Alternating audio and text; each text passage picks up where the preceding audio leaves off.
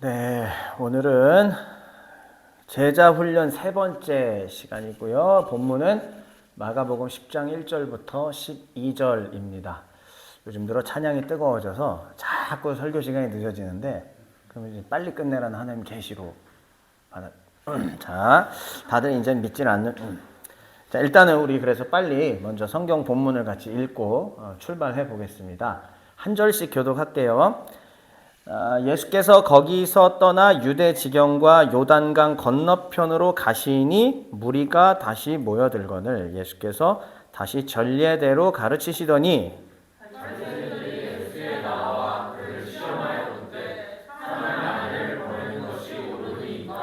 대답하여 이르시되 모세가 어떻게 너희에게 명하였느냐?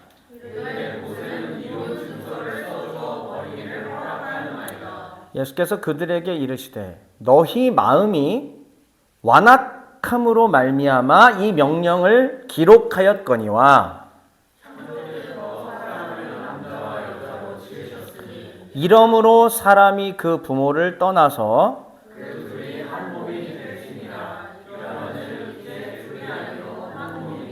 그러므로 하나님이 짝지어 주신 것을 사람이 나누지 못할지니라 하시더라. 이르시되 누구든지 그 아내를 버리고 다른 데에 장가드는 자는 본처에게 간음을 행하며 또 아내가 남편을 버리고 다른 데로 시집가면 간음을 행함이니라. 아멘. 자, 오늘은 마가복음 강론 5번째 시간이고요. 제자 훈련으로는 이제 3번째 시간. 제자 훈련 다음 시간이 마지막이죠. 그래서 성경 해석 원리의 첫 번째입니다. 성경 해석의 원리 첫 번째이고요. 오늘은 또 시간이 많이 갔기 때문에 일단은 자, 산막 기억하시죠? 중간중간에 뭐가 있었다? 맹인의 치유 사건이 있었고 맹인 치유 사건을 마가가 배치한 이유는 뭐다? 미련했던 눈을 못 뜨고 있던 제자들이 그때그때마다 막마다 눈을 뜨는 어떤 그런 것들을 묘사하는 사실상 눈을 뜨진 못했지만 눈을 떠가는 과정들을 중요하게 보여주는 그런 어떤 장치라고도 볼 수가 있습니다. 그랬고 그래서 지금 현재 저희는 어디에 와 있냐면은 제자들이 세상에서 받는 유혹 부분에 와 있습니다. 그 중에서 오늘은 지금 첫 번째인 10장 1절부터 12절을 읽은 것이고요. 이 세상 연줄이라는 제목으로 붙였지만은 제가 지난주에도 말씀드렸던 완벽하게 세상 연줄이다라고 얘기하기가 조금 모호한 부분이 있기는 합니다. 그런데 우리가 이것을 성경을 공부하고 또 성경으로 우리의 삶에 좀 표준점을 삼기에는 이러한 도식이 나쁘지는 않다고 저는 생각을 해요.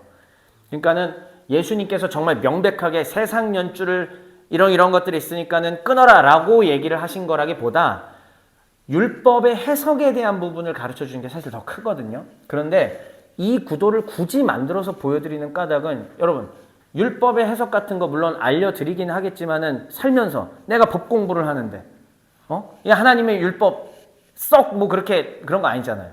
사실 그리스도인으로서 이 세상에 살아가면서 여러 가지 문제가 찾아오거나 삶의 어떤 중요한 선택의 순간이 올 때에 이걸 어떻게 해나가야 되는 거지? 라는 게 훨씬 중요하잖아요. 사실 성도들의 입장에서 그게 훨씬 중요하잖아요. 그래서 그런 면에 있어서는 지금 이러한 도식이 그래도 도움이 될 거다라고 제가 생각을 해서 이 도식을 만들어 온 겁니다.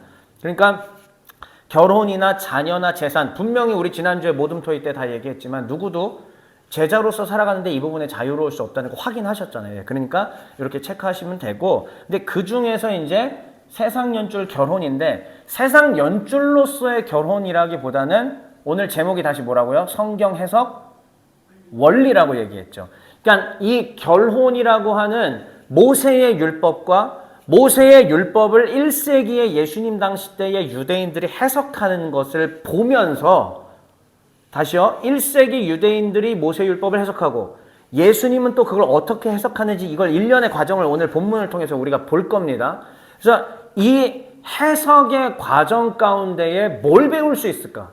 이 해석의 과정을 통해서 제자들은 어떤 스탠스를 취하며 이 땅을 살아가야 하는가? 21세기 우리잖아요, 지금. 우리 저도 어쨌든 M에 들어가니까.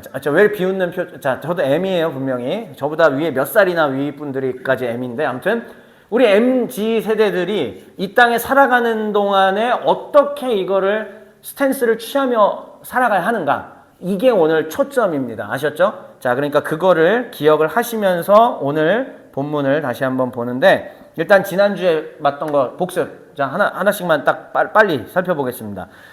성도에게 일어나는 가치 충돌이 있다고 했죠. 예수님 빨리 오셔야지 지금 이러한 지옥 같은 삶을 살지 않을 텐데 왜 안 오시지? 어떻게 살아야 되는 거야? 라는 거 지난주에 제가 말씀드렸죠. 그럼에도 불구하고 삶의 자세는 어떻게 해야 된다고 했습니까? 여기 그냥 본 김에 한번 같이 읽을까요? 재림을 시작. 네, 이게 주의 제자들이 살아야 되는 방식이라고 했습니다. 재림을 기다리라. 그러면서 그동안 억울하고 힘들고 모양 빠지고 간지 안 나도 주의 가르침대로 사는 거다. 그럼 그 주의 가르침을 크게 요약을 해봤을 때 괄호 2개로 되는 거예요. 하나는 자기 부인이고 다른 것은 복음 전도예요. 이 땅 가운데 예수님의 복음을 전도하는 데 있어서 전제 조건은 먼저 자기 부인입니다.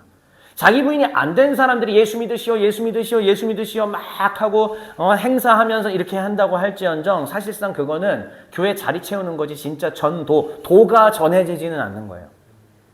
진정한 도를 전하는 것은 뭐냐면은 그 도가 뭔지를 분명히 보여줘야 되거든요. 말 능력이 아니에요. 그 도를 보여줘야 되는데 그 도를 보여주는 거는 전제 조건이 뭐였다? 자기 부인입니다. 자, 이거 제가 만들어낸 도식인가요, 이게? 이미 마가복음의 제자훈련에 예수님께서 다 넣어놓으신 거잖아요. 저는 그냥 전달만 해드리는 거예요. 명쾌하죠? 정말 명쾌하죠. 예수님이 이미 이렇게 얘기하신 겁니다. 자, 그러면 제자는 누구였는가? 첫 번째, 소유권을 다 이전한 가난뱅이라고 했습니다. 그렇다고 해서 내 소유가 아예 없다 이런 말은 아니라고 했죠. 소유는 가지고 있지만 그 소유의 권한이 사실 누구 거다? 주님 거. 언제까지요? 내 호흡 다하는 때까지. 그러니까 우리는 물질에 대한 거, 권력에 대한 거, 소유에 대한 것들을 그 욕망을 초월하며 살 수 있는 겁니다. 그게 잘 안 된다. 아직 제자로서 이쪽 발 두 쪽에 담궈서 왔다 갔다 하고 있는 증거예요. 진정으로 제자가 되고 정말 주를 따라가는 삶을 산다면 이미 내 건 없는 겁니다. 내가 저 100억짜리 집에 살고 한다고 할지라도 그 100억짜리 집 은혜로 나에게 주신 거지만 그거에 대한 소유권도 사실 누구 거다? 하나님 거다라고 생각하기 때문에 나는 언제든지 주를 위해서 내놓을 수도 있고 하나님이 원하시면 다 욥처럼 우리 욥 배웠었죠 작년 말에 걷어 가실 수도 있고 모든 것은 주님 것입니다라고 고백할 수 있게 되는 것이 바로 제자다라는 얘기죠. 그래서 가난뱅이기 때문에 주인에게 다 의지할 수밖에 없는 무슨 쟁이? 의지쟁이일 수밖에 없다 라고 말씀드렸고요. 지난주의 제목은 기도 외에는 이었잖아요. 그래서 이 제자들이 이 세상 속에서 주의 재림을 기다리면서 자기 부인하고 복음 전도하며 가난뱅이로 의지쟁이로 사는 거 솔직히 간지나 안 나요? 안 나죠? 힘들어요? 안 힘들어요? 힘들죠. 그런데 이 땅에서 그렇게 끝까지 크리스천으로 살아낼 수 있는 유일한 힘이 뭐였다? 그게 기도라고 했습니다. 결국 기도하지 않는 자는 내가 내 소유가 있다. 내가 가진 것이 있기 때문에 하나님 앞에 무릎 꿇지 않고 하나님 앞에 말씀드리지 않는다라는 증거일 수밖에 없습니다. 내 소유가 없고 나는 아무것도 아니고 주인이 공급하시는 것 없으면 살 수 없다라고 고백하는 사람은 당연히 하나님 앞에 엎드릴 수밖에 없는 것이죠. 자, 그러면 이제 오늘 순서로 넘어가 보겠습니다. 오늘은 다시요. 성경 해석 원리입니다. 자, 오늘은 이렇게 얘기하겠습니다. 순서를. 개신교의 의의가 뭔지 지난 종교개혁 때의 말씀을 한번 기억해 보면서 안 길어요. 아주 짧게 점만 찍고 갈 겁니다. 그리고 본문 살필게요. 그리고 본문에 대한 정리로서 예수님의 성경 해석 원리가 무엇인지 여러분들한테 말씀드리고 오늘의 말씀은 그렇게 정리가 되겠습니다. 자, 그러면 첫 번째 개신교의 의의입니다. 16세기 종교개혁, 마틴 루터가 했던 그 종교개혁은 어떤 의미를 갖고 있었냐면은 성경을 전혀 읽을 수 없던 자들에게 뭘 보급한 거다. 예, 자국 언어인 토속적인 독일어로 성경을 빠르게 번역해서 값싸게 보급했던 성경 보급으로의 패러다임 전환이 일어났던 것이 종교개혁입니다. 성경에 액세스할 수 있게 해준 것이죠. 참고로 여러분 우리 교회 홈페이지 주보 여러분들이 보시는 홈페이지가 있잖아요. 그거 말고요. 원래 진짜 홈페이지가 따로 숨어 있는 거 알고 계십니까? 네, 그 진짜 홈페이지를 제가 완성을 못 해가지고 아직까지도 월 7,700원씩 돈만 내고 있는 거고 오픈을 아직 못 했는데요. 네, 여기에 보면은 제가 이 문구를 써놨습니다. 16세기의 종교개혁은 성경 보급으로의 패러다임 전환이었다면 21세기의 종교개혁은 성경을 강론하는 것으로 패러다임을 변환해야 된다. 그런 시기이다라고 제가 써놨습니다. 성경은 보급했지만 누구나 성경을 접할 수 있는 시대가 되었지만 성경에 대한 이해도가 현저히 떨어지는 시대가 우리 시대라고 볼 수가 있거든요. 그러면 지금 시대에서는 뭐냐? 성경이 가지고 있는 전후 문맥과 배경과 그 뜻, 참된 뜻이 무엇인지를 자세하고 주의 깊게 살피는 시대가 돼야 됩니다. 그래서 이제 성경에 액세스하는 것으로 그치지 않고 이제 성경을 어떻게 해야 된다? understand, 이해하는 과정까지 가야 합니다. 오늘의 본문은 제자들을 향하신 예수님의 성경 해석 원리, 즉 말씀을 어떻게 이해해야 하는 것인지, 어떻게 제대로 말씀을 풀이해야 되는지 예수님의 일종의 강론이라고도 볼 수가 있습니다. 그 원리를 아주 잘 보여주고 있는데 함께 본문을 살피면서 예수님의 성경 해석법에 대해서 한번 배워보시죠. 이제 본문 들어가겠습니다. 자, 1절부터 4절 다시 한번 앞에 화면 보시면서 읽어주시죠. 1절부터 4절입니다. 시작.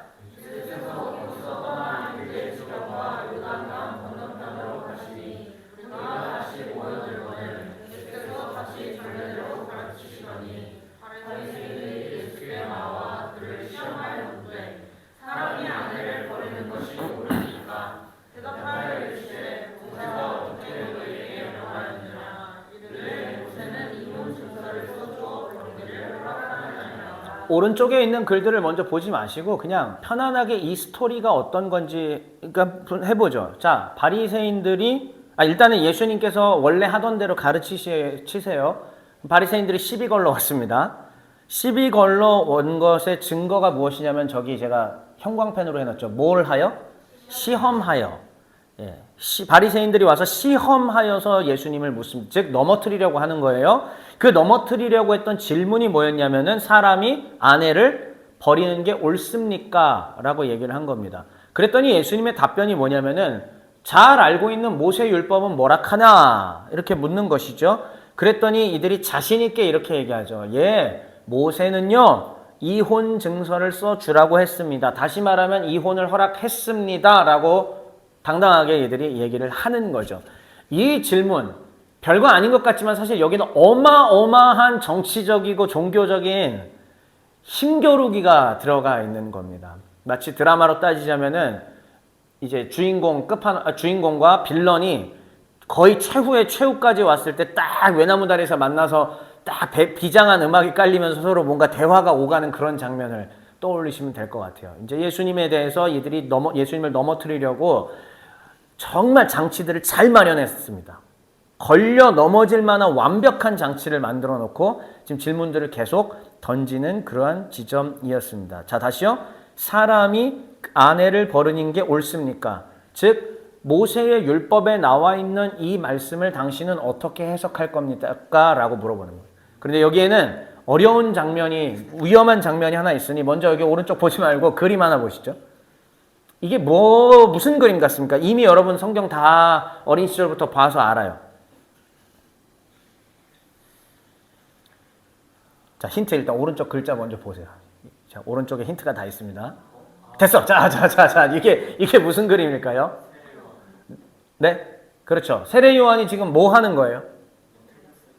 네? 너 틀렸어, 이 자식아. 정확합니다. 근데 뭐가 틀렸다고요? 자, 헤롯이라는 이름이 성경에 되게 자주 등장하죠. 그런데 이 헤롯이라는 이름은 헤롯이 한 명이 아닌 거는 알고 계시죠? 예수님 태어날 때 예수님 죽이려고 했던, 아기 예수님을 죽이려고 했던 그 헤롯은 아빠 헤롯이고요. 그 아빠 헤롯의 아들들이 이렇게 펼쳐져 가요. 그리고 그중에 우리가 꼭 제일 많이 등장하는 헤롯이 헤롯 안티파스. 성경에는 안디바라고 나오죠. 지금 여기에 앉아있는 이 사람은 헤롯 안티파스입니다. 어느 지역을 다스리는 분일까요? 유대는 아닙니다. 유대는 헤롯 아켈라오였어요. 헤롯 안티바는 예수님의 그렇죠. 갈릴리입니다. 그러니까 갈릴리에서 활동을 해요. 자, 그런데 문제가 발생했습니다. 왜 세례 요한이 가서 극딜을 지금 하고 있을까요? 안디바에게. 극딜을 왜 시전하고 있죠, 지금? 큰 죄를 지었어, 안디바가. 안디바의 이복 형제가 있습니다. 이복 형제들의 여러 명 있는데 그 중에 한 명은 헤롯 빌립 1세고 또 헤롯 빌립 2세도 있어요. 근데 그 중에 헤롯 빌립 1세의 원래 아내가 누구였냐면 맞춰보세요. 여기. 자, 보세요. 헤롯 빌립의 1세의 아내가 원래 누구였다? 헤로디아예요.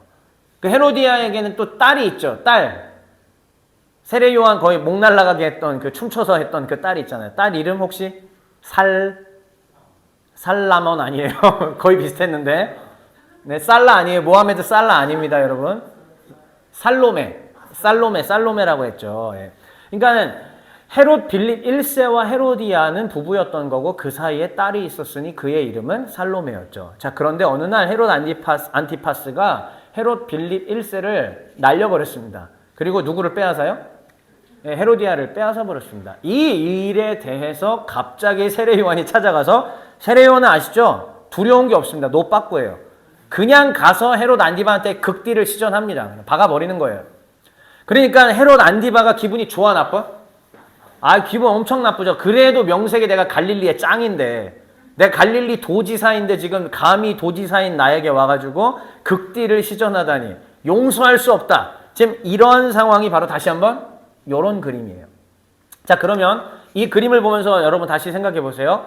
바리새인들이 와서 아내와 이혼하는 것, 그러니까 아내를 버리는 것이 옳습니까? 라고 물어봤을 때에 예수님이 옳다고 하면 아니면 아니라고 한다면 근데 바리새인들은 예상하고 왔죠. 어떻게 대답할 가능성이 높다? 아니라고 할 가능성이 높다고 예상하고 왔죠.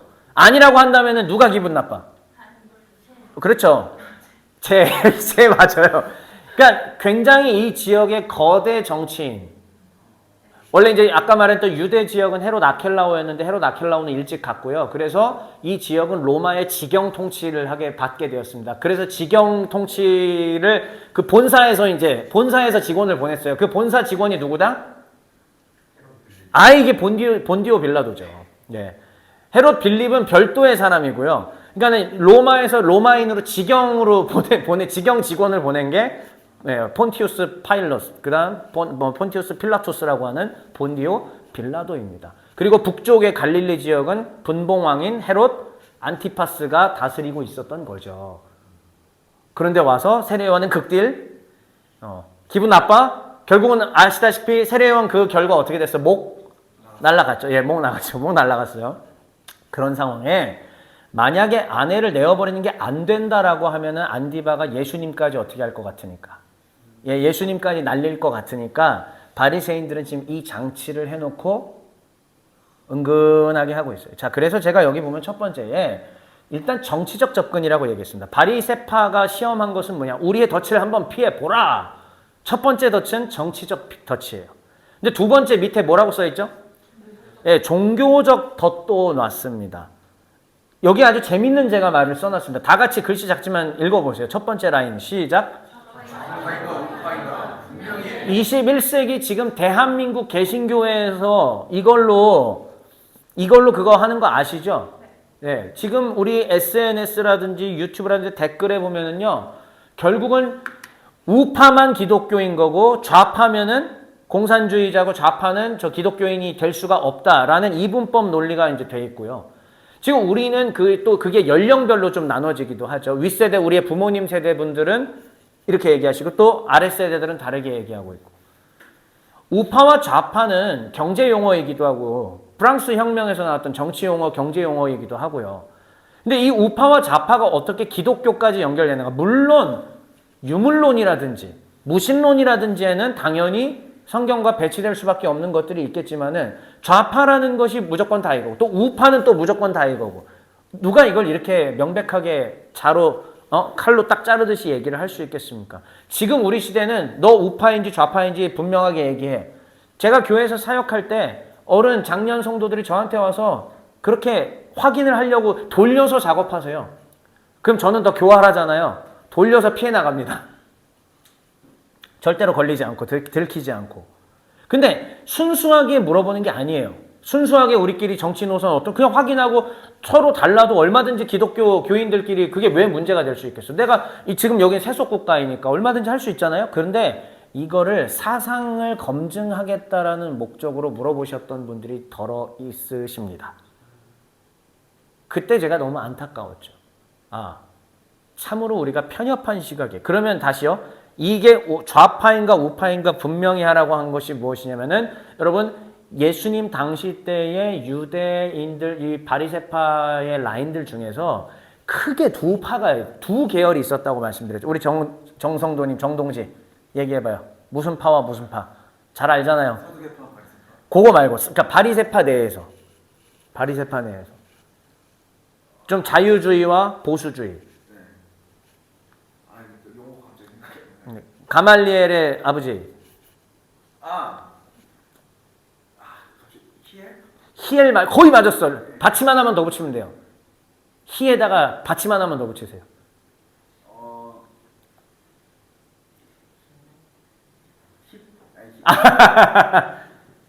힐렐. 네, 그러니까 힐렐 학파가 있었고 샴마이 학파가 있었잖아요. 그렇지. 어디서 들어본 거 이제 나오죠, 여러분. 그러니까 힐렐 학파와 샴마이 학파는 이 아내를 내어버리는 것에 대해서 극명하게 다른 관점을 갖고 있었습니다. 자, 모세의 율법임에도 불구하고 바리새파 내에서도 다른 관점을 갖고 있었어요.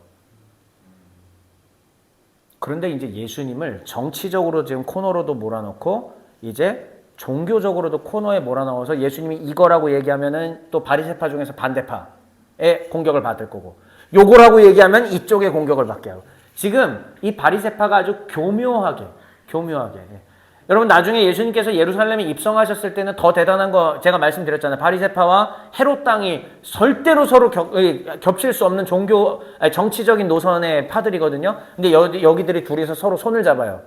공공의 적을 물리치기 위해. 공공의 적 누구? 예수를 물리치기 위해 그들이 야합하는 것도 성경은 보여주고 있습니다. 아무튼 그건 나중의 일이고 그러니까는 종교적 접근이 이렇게 얘기하는데 자 보세요. 이혼 증서라는 게 도대체 어디서 나왔을까요? 이혼 증서. 네. 모세 율법에 나옵니다.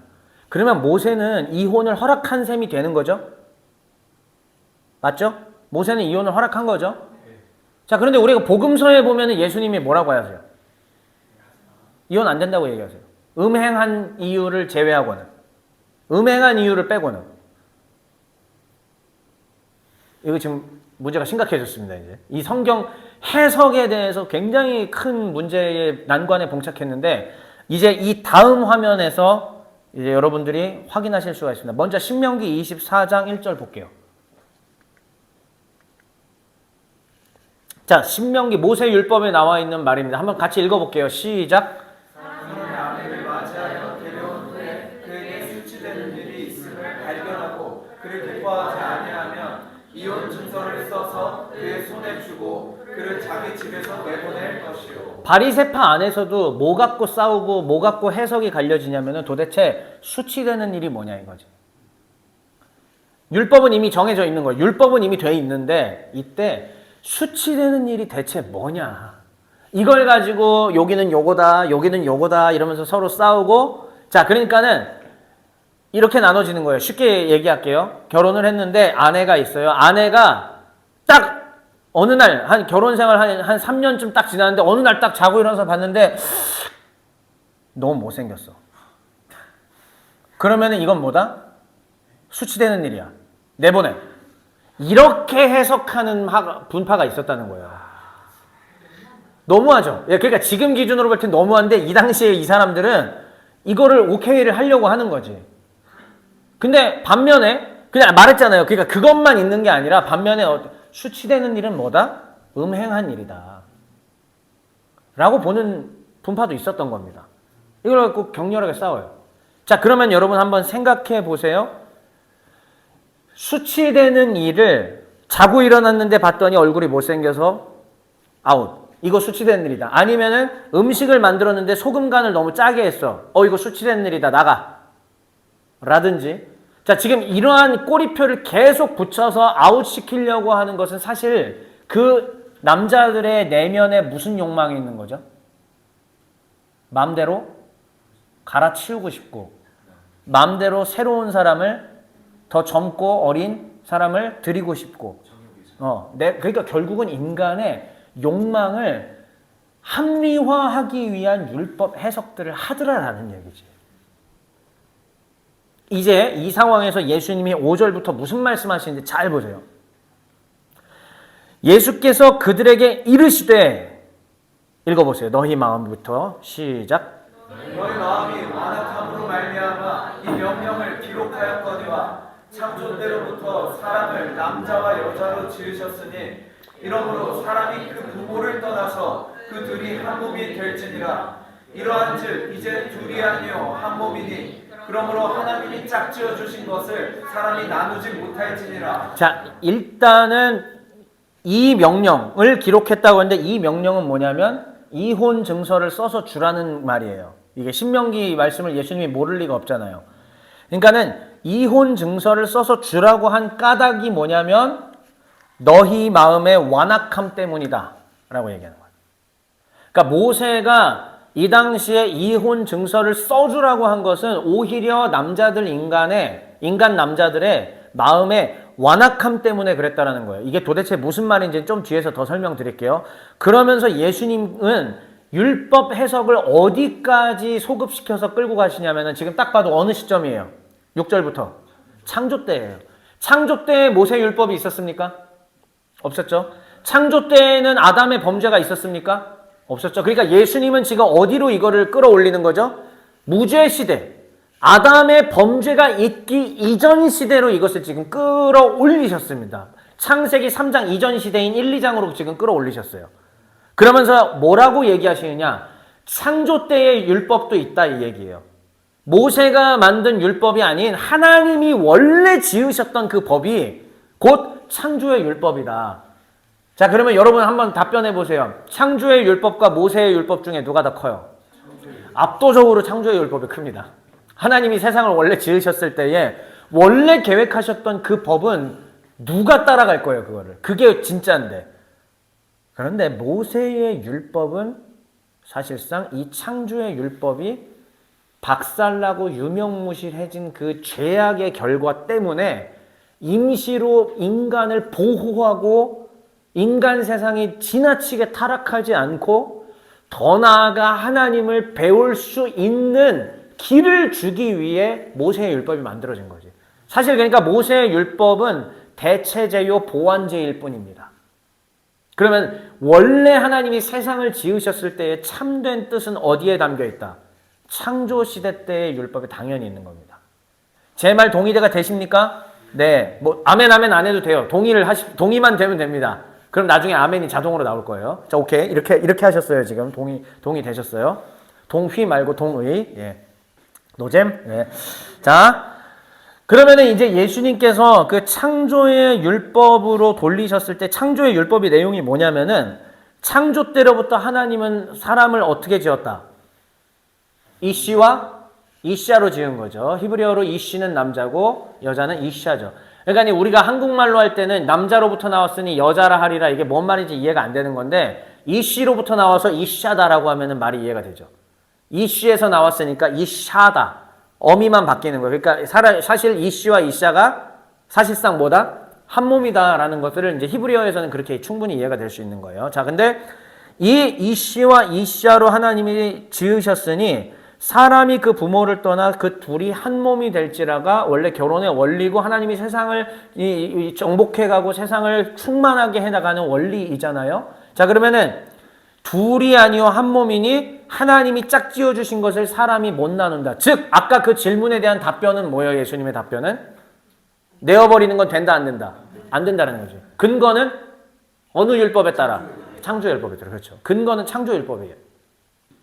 그러니까 예수님께서는 창조의 율법까지 소급시켜서 이러므로 안 된다라고 얘기하는 거예요. 근데 이제 여기에는 그 안에 들어있는 것이 무엇이냐면은 이제 여기 아래 보세요. 신명기 24장은 제가 조금 전에 말씀드렸다시피 뭘 전제하고 있다? 아담의 범죄인 타락 이후를 전제하고 있어요. 그러면 그 다음부터는 사람들이 법이 없으면은 마음대로 찔러 죽이고 법이 없으면 마음대로 약탈을 하고 이렇게 되겠죠. 하나님은 이러한 정말 무법천지를 방지하기 위해 법을 만들어 주셨습니다. 법은 하나님의 일반 은총이에요. 그래서 법은 진짜 위대한, 국가라는 제도를 두신 것도 하나님의 위대한 일반 은총이고 그 국가의 법을 만드신 것도 위대한 하나님의 은총이죠. 자, 그 범죄가 넘치는 사회 속에서라면은 자고 일어났는데 아내가 못생겼으면 마음대로 내어버리겠죠. 법이 없으니까요. 그렇죠? 내가 그냥 어느 순간 저쪽 부족에 또 다른 마음에 드는 사람 있으면 그냥 약탈해서 하겠죠? 그런데 하나님이 원하시는 하나님 나라는 이런 세상 아니잖아요. 그렇기 때문에 신명기 24장에서 아까 이혼 증서를 써주라는 말은 다시 잘 이해해야 합니다. 모세가 이 이혼 증서를 써주라고 한 것은 여자를 맘대로 내어버리라, 그러니까 이혼을 맘대로 허락한 게 아니라 부득이하게 이 죄로 인하여서 네가 정말 이 여자를 맘대로 내친다든지 뭘 하려고 하면 맘대로는 할 수 없다. 이 여자의 생계를 보호해 줘야 되고 이 여자가 정당한 여자라는 거를, 네가 나쁜 놈이라는 거를 증명해야 된다는 얘기예요. 그게 이혼 증서예요. 그러니까 이혼 증서는 이혼을 시키기 위함이 아니라 이 여자 이혼 강제로 당한, 어차피 힘의 논리가 지배하니까 이 남자에 의해 강제로 버림받은 여자가 안전하게 살아갈 수 있는 그 가장 기본적인 사회보장 시스템을 만들어 주시기 위해 이혼 증서라는 거 한 거예요. 그래서 여기 보시면 제가 무슨 보호법이라고 썼어요? 여성보호법. 이 이혼 증서가 있으면 이 여자는 뭐다? 정당한 거예요. 그리고 결혼할 때 원래 지참금이라는 게 있잖아요. 지참금도 다시 돌려받을 수 있는 거예요. 이혼 증서가 있어요. 그러니까 남자가 원한다고 오늘 소금간 짜 나가 이런 거 안 된다는 거지. 근데 이게요 유대 기록에 의하면은요 실제로 있던 일이에요. 진짜입니다. 이거는 지금 제가 꾸며낸 얘기가 아니라 유대 기록에 있는 얘기들입니다. 그렇죠. 사실은 나는 이미 다른 여자가 들어왔어. 다른 여자랑 몰래 불륜이 나서 정분이 났어. 내보내고 싶은 거야. 그러니까는 그런 식으로 하는 거지. 근데 마음대로 해야 되는데 일단 율법이 있으니까 괴로운 거야. 일단 어쨌든 모세율법이 있으니까. 근데 모세율법 어떻게든 나를 정당화하기 위해서 신명기 24장 1절을 찾아낸 거지. 이혼증서 써주라고 하는데 아싸라비야 이러고 하는 거죠. 근데 하나 걸리는 게 또 있었으니 수치되는 일이지. 자, 이런 식으로 해서 지금 바리새파가 하나는 정치적인 헤롯 안티파스의 사건을 놓고 예수님이 이거를 놓으라고 하면 안디바에 의한 공격을 받을 거고, 또 여기서 이렇게 얘기하면 반대파의 공격을, 종교적인 반대파의 공격을 받게 하려는 것이죠. 그런데 예수님은 지금 이 율법 해석을 어떻게 했다? 자, 모세의 율법은 상대적 해석이 가능하다. 사실상 왜? 죄가 이미 임한 시대에 온 거기 때문에. 하지만 창조의 율법은 상대적 해석이란 없다. 그러면 하나님의 창조의 율법에 따라서 절대로 변치 않는 기독교의 질서를 말씀드릴게요. 남자와 여자를 지으셨고 혼인은 남자와 여자 가운데 여자로만 이루어질 수 있다는 겁니다. 전 많은 말을 하지 않겠습니다. 창조의 율법대로만 얘기 드릴게요. 하나님이 지으신 세상의 창조의 율법에 따라서 하나님은 남자와 여자라는 성을 지으셨고 또 남자와 여자가 서로 둘이 연합하여 한 몸이 된다라고 이야기하셨습니다. 이것이 기독교인이 가지고 있어야 될 불변의 기준입니다. 왜요? 이건 모세율법, 상대적인 모세율법이 아니라 뭐요? 절대적인 창조율법. 그리고 그거를 누가 보증하셨어요? 창조율법이 짱이라고? 우리 주 예수 그리스도께서 여기서 지금 보증하셨기 때문입니다. 그래서 저희는 이런 기준들을 가질 수 있다. 그리고 하나님이 짝 지어주신 것은 임의로는 나눌 수 없다. 대신 예수님께서 이제 복음서에서 어떻게 정리해 주셨죠? 단 이런 경우에는 이혼이 가능하다. 뭐라고 하셨죠? 네, 음행. 다시 말하면은 남편과 아내 사이에 신뢰의 관계가 깨질 만한 그런 일들이, 정말 절대적으로 넘을 수 없는 신뢰의 관계가 깨질 만한 일들이 일어나면 이미 그 관계는 깨진 것이기 때문에 그에 대한 대가로서 이혼은 주어질 수 있다라고 얘기하는 겁니다. 그런데 오늘 이것을 또 우리가 마음대로 해석해서는 된다 안 된다? 항상 최상위법은 뭐라고요? 창조의 율법입니다. 하나님이 짝 지어주신 것은 사람이 임의로 나눌 수 없다. 자기들이 서약하고 하나님 앞에서 결혼했다면, 비신자들이 그냥 결혼한 거라면 누가 뭐 말은 못하겠습니다. 하지만 목사를 모셔놓고 하나님 앞에서 결혼 예식으로 해서 성혼 선언까지 성부와 성자와 성령의 이름으로 했다면 그것은 절대적으로 잘 생각하셔야 된다라는 이야기입니다. 자, 그리고 이제 마지막으로 집에서 제자들이, 지난주에도 예수님이 별도 교육을 다시 시켜주셨잖아요. 똑같아요. 제자들이 다시 물으니까 이르시되 누구든지 그 아내를 버리고, 자, 아내의 사후를 말하는 게 아니에요. 버리고예요. 자기 정욕에 따라 아내를 버리고 다른 데 장가드는 자는 뭐다? 간음죄다는 얘기예요. 그러면 간음죄는 지금 어디에 걸리는 거죠? 모세 율법 중에서도 최상위법 10계명이잖아요. 10계명. 모세 율법 중에 최상위법인 뭐죠? 10계명에 간음하지 말라에 걸리잖아요. 대단한 거 걸리는 이거. 그러니까 예수님께서 분명하게 얘기하죠. 그거는 본처에게 간음을 행하는 거다. 반대도 마찬가지다. 이렇게 얘기를 하십니다. 정리할게요. 예수님의 성경 해석 원리를 말씀드리겠습니다. 예수님께서는 근본 정신 중심으로 해석하셨습니다. 이게 바로 창조의 율법 이야기라는 거예요. 그래서 모세의 율법을 무시하시는 것이 아니라 모세의 율법에 담겨있는 근본 정신이죠. 이혼 증서를 써주라? 이혼하라가 아니잖아요. 보호해주라는 게 근본 정신이었잖아요. 그러니까는 이거의 근본인 창조의 율법으로 소급시켜서 이해시켜 주신, 그래서 이게 예수님의 성경 원리. 그래도 우리 성도들도 이러한 중요한 문제가 걸릴 때는 최종적으로는 어디로 가보자? 창세기 1, 2장으로 가봐야 돼요. 창세기 1, 2장으로 가보면은 원래 하나님이 타락 이전 시대에 하나님이 가지고 계셨던 뜻이 그 안에 발견될 것입니다. 두 번째, 문자주의의 문자주의를 경계하는 해석을 하셨습니다. 바리새인들이 왜 이런 질문을 하는지 간파하신 것이죠. 당대인들이 맘대로 자기 아내를 내어 쫓고 아무 여자와 살기 위해서 이런 수작을 부렸다라는 것들을, 그 악한 본성을 간파하셨기 때문에 단순히 문자주의로만 해석하면 이혼 증서를 써주라 돼 있으니까 이혼하면 된다. 이게 문자주의 해석이라는 거예요. 그러나 아니라 문맥을 분명하게 파악하고 하는 것. 오늘날 우리 MZ세대 크리스천들이 이제는 이런 거 할 수 있어야 돼요. 우리의 부모님 세대까지는 그냥 문자주의 해석을 하셨습니다. 하지만 이제 우리는 정말 죄송해요. 우리가 배워서 그렇다는 게 아니라 어쨌든 하나님의 은총으로 우리는 많은 부유함을 얻었고 다 그래도 거진 대학까지 경험한, 대학 공부까지 한 사람들이잖아요. 우리 세대들은 대부분이. 그렇기 때문에 성경을 볼 때에 성경을 그냥 액세스하는 수준이 아니라 성경의 앞뒤의 컨텍스트까지 보면서 언더스탠드 할 수 있는 은총을 받은 세대입니다. 그러므로 우리는 지금 예수님께서 하신 이 성경 해석의 원리에 따라서 우리도 이렇게 할 필요가 있다라는 말씀을 드리는 겁니다. 마지막으로 변화로의 초대를 하는 해석이셨습니다. 여러분, 마가복음 10장 지금 이거는 어떠한 구조에 있었냐면은 세상 연줄, 결혼, 자녀, 재산 이 부분에 있었잖아요. 제자들도 겪을 수밖에 없었던 문제가 바로 결혼과 자녀와 재산의 유혹이죠. 한편으로는 예수님의 성경 해석의 원리는 단순히 또 그냥 창조율법으로 가라 이것뿐만이 아니라 마가복음 전체 이 지금 길 위에서의 문맥을 봤을 때 이걸 통해서 너희들이 유혹받을 수 있는 이런 상황 가운데 직면하면 어떻게 해라? 원래의 창조율법을 보면서 천국 가르침의 해석의 근본 정신이 뭔지 파악하라. 예수님께서는 이러한 목적으로도 우리에게 성경을 가르쳐 주셨던 것입니다. 즉 예수님의 이 제자훈련 시리즈잖아요. 이 제자훈련은 천국 백성으로 하여금 어떻게 천국 가르침의 대로 살게 할 것인가, 이게 예수님의 가르침의 제자훈련의 핵심 목적이죠. 아까 말씀드렸죠? 성도는 어떻게 살아야 된다고요? 주의 재림을 기다리며 주의 가르침대로. 그건 자기 부인과 하나 더? 네, 복음 전도까지. 근데 그 삶이 쉬워요? 어려워요?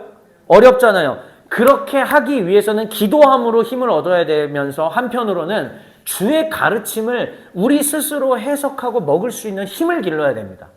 제가 계속 반복하잖아요. 목사만 자꾸 먹여주면요, 목사가 헤게모니를 자꾸 장악해요. 목사가 너무 힘을 얻게 되고 헤게모니를 장악하게 되면은요, 건강할 수가 없습니다. 모든 성도들이 함께 주의 제자가 돼서 목사는 그 중에서 성경을 좀 더 전문적으로 교육하는 직분을 담당하는 거고, 여러분들 한 명 한 명이 다 사역자들이고 한 명 한 명이 다 주의 종들이고 한 명 한 명이 다 이 시대에 하나님이 부르신 일꾼들이세요.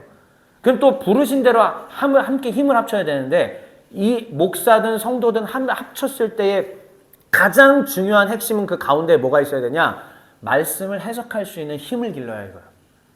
함께 말씀을 해석할 수 있는 힘을 기르면 목사가 얘기했을 때도 일방이 되지 않을 수 있고 함께 대화하면서 좋은 뜻을 찾아갈 수도 있고 건강하게 우리 하나님의 뜻을 분별하며 이 시대를 주의 오실 때를 기다리며 가르침대로 살 수 있게 되는 것입니다. 마지막으로 메시지 전하고 마치겠습니다. 자, 하나씩 한번 읽어보겠습니다. 첫 번째 먼저 시작. 우리 시대 개신교인들은 단순 문자주의를 극복해야 합니다. 말했습니다. 우리 부모님 세대들은 문자주의적 해석을 주로 해 오셨습니다. 그러나 이제는 우리 세대들은 어떻게 해야 된다고요? 예, 단순 문자주의에 빠졌다면 어떻게 되느냐? 아까 말했듯이 이혼 증서 써줘라. 아, 이혼 맘대로 하면 되지. 아, 뭐 그냥 맘대로 이렇게 하면 되지. 술 취하지 말라라고 했으니까 먹지 말라라는 말 안 했으니까 맘대로 마시면 되지. 이런 이게 다 지금 맘대로 문자주의적 해석이라고 하는 거거든요. 문맥에 전혀 근거 없는 그런 거를 극복해야 된다는 얘기입니다. 두 번째 읽어볼게요. 시작. 구약을 읽으며 하나님 나라 백성으로서의 근본 정신을, 신약을 읽으며 하나님 나라 백성으로서의 실천 방안을 배웁시다. 예수님께서는 이 중요한 문제를 직면했을 때에 구약으로 이끌어 가셨습니다. 창세기를 이끌어 가셨고 또 모세 율법을 해석해 주셨습니다. 우리도 이제 지금 다시 또 이제 요거 3월에 끝나면 신명기로 또 돌아가잖아요. 또 율법으로 돌아갈 건데 그 율법을 문자 그대로 적용하는 게 아니에요. 율법에 담겨 있는 하나님 나라의 원리를 파악하는 게 훨씬 중요합니다. 거기서 그러니까는 뭘 먹지 말아라, 이걸 먹어라, 핏째 먹지 말아라 하니까 그걸 그대로 지키는 이런 개념이 아니라 왜 이게 있었을까? 왜 주셨을까? 이게 의미하는 바는 무엇일지 여러분 성경 선생이 있잖아요. 해설을 들으면서 함께 묵상하시면서 발견해서 그 원리를 파악하라는 거예요. 그리고 난 다음에 실제적으로는 지금은 신약 시대잖아요. 우리는 신약 교회 시대니까 그러면 이 구약에 배운 원리를 가지고 신약 시대 때 어떻게 재해석하고 적용하고 우리 시대에 맞게 옷을 입혀 나아갈 것인가는 우리에게 남겨진 몫이거든요. 그렇게 하라라는 말입니다. 마지막 세 번째입니다. 시작. 기도 외에는 이런 종류가 나아갈 수 없습니다. 하나님께 성경을 올바로 해석할 능력을 달라 간구합시다. 그렇게 하는 것이 우리에게 허락된 것입니다. 시간이